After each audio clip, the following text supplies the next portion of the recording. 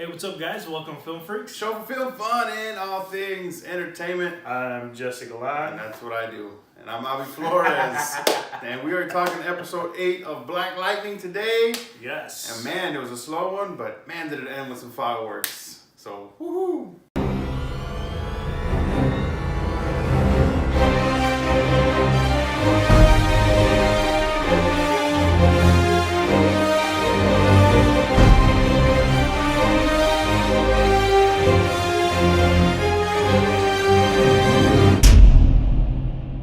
So yes, episode 8, we're here, Black Lightning, and awesome. Wow. I mean, I was complaining on some little small things in this episode, but it ended in such amazing cliffhanger. Absolutely. Wow. So, I mean, just to nitpick a little bit, because I like the show so much and I'm always talking it up, I'm just going to take some time to just nitpick a little bit, because there was some things that I was like, come on, really? Why would you do that? Like, I guess for me, the most obvious one is them going around in their jogging suits when they're trying to be all incognito and discreet. And I know he doesn't want to suit up, but like, you have to at least hide yourself a little more than that, you know? Wearing your and high then school. He's wearing a high school sweatshirt. Like, I think he's standing out more than anything. He's a public figure. Everybody knows this guy in Freeland. So come on, man. Like, you got to cover up somehow, some way. Right, and then like for me, a lot little things like the whole gun situation, you know, with the nuclear. Yeah, it was like, okay, you're walking around with a nuclear weapon, and nobody's gonna figure this out. Yeah, and then on top of that, it was like this whatever the discharge was, and this whole electrical thing. You're not gonna assume. I mean, and I get that Gamby said that like they don't know what kind of damage he would do with if he were to kill somebody in that sense.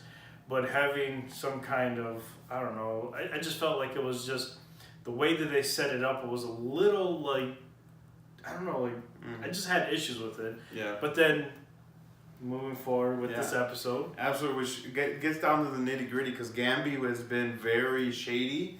The last couple episodes, Jefferson's kind of been picking up a little bit on it. But, you know, I think he has so much trust and love for Gamby that he's kind of been dismissing it.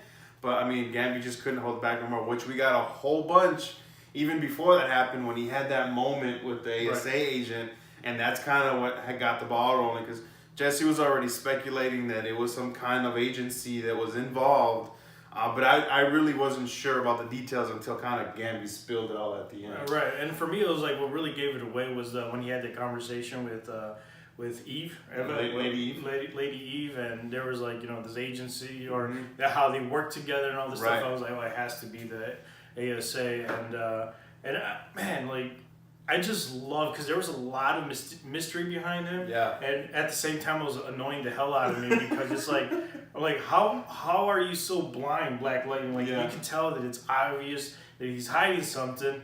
But at the same time, like you were just saying, like, there's probably because he loved him so much, and there's a really strong bond and relationship that he was overseeing that. But then when he unleashed it, I literally was sitting back and I kind of like sat up like on the couch, because I was like, oh my goodness, I can't believe this is happening right now.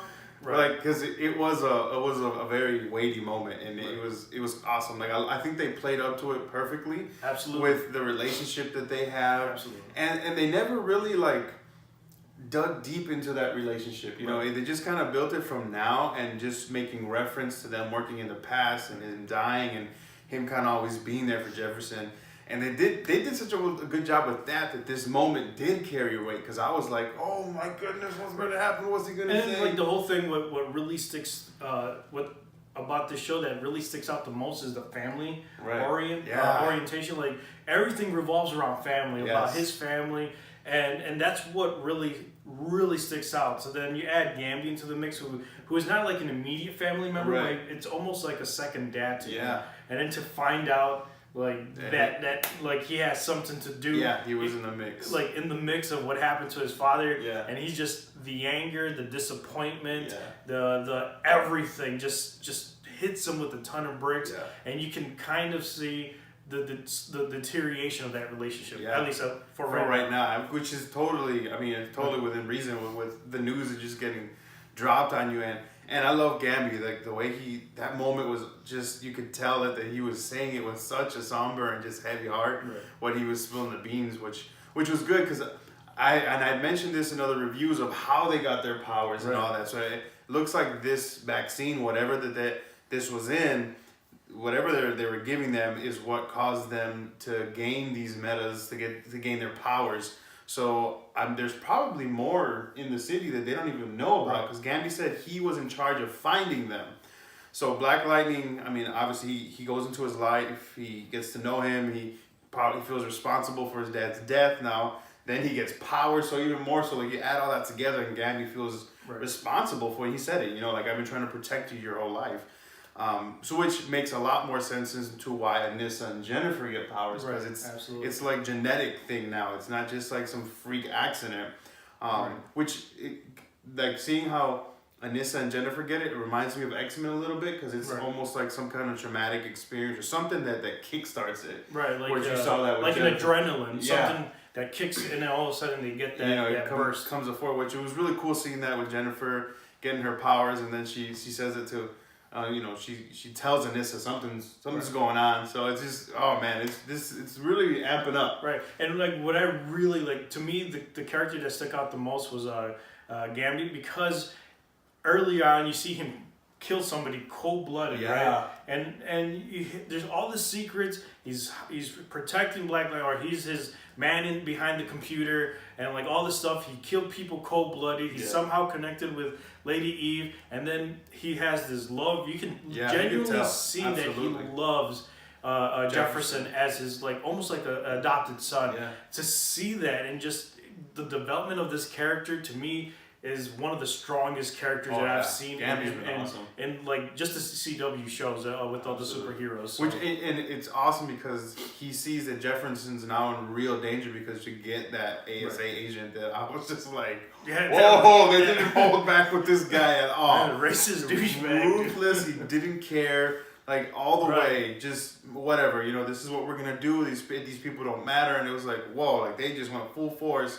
But Jesse made a good point that it just adds to the whole dynamic of the show and what they're trying to get across. So it fits so well. It's not like it's out of place at all. So you see that, and then that's what really gets Gambi like, oh my goodness, I've been trying to protect him all these years, and now I'm kind of stuck that I can't do anything. Right, and it also adds to, like, not just the whole situation of the meta-humans, but it also adds a little social injustice, because how just terrible he was talking about, just not caring, and then saying some of those racist remarks, and it just adds on. So not only is he the kind of the bad guy right now, indirectly the bad guy, but then he's out there taking out meta-humans, and then on top of that, he's making it personal by attacking him because of the color of his skin. So it's like like, man, it's like, I want this dude to get hurt already. So it's real interesting seeing how the ASA is responsible for this and how they're going to move forward with this whole metahuman thing, and how Freeland is going to be affected as a whole. Like, I don't know, it just kind of has my mind all over the place right now, just with that big reveal, which is just awesome. I'm like, man, this show just went from like awesome to like, whoa, awesomer. So it's cool, because I don't know if they're ever going to, and I'm thinking way in the future, they're ever going to cross over with Supergirl, because this is supposed to be in the same world. The same wavelength, because I was just thinking that. We'll see if eventually that ever happens. But right now with the girls getting their powers and them moving forward, so it looks like Tobias is definitely his number one rival. Right. So we'll see how ASA, if they're gonna take down this agency, because that's really the pinnacle of everything that's going on in Freeland and what's been going on. Tobias is just like a pawn, really. Right. So they got rid of Lady Eve. And I know he still wants to go after Tobias, but the bigger picture here is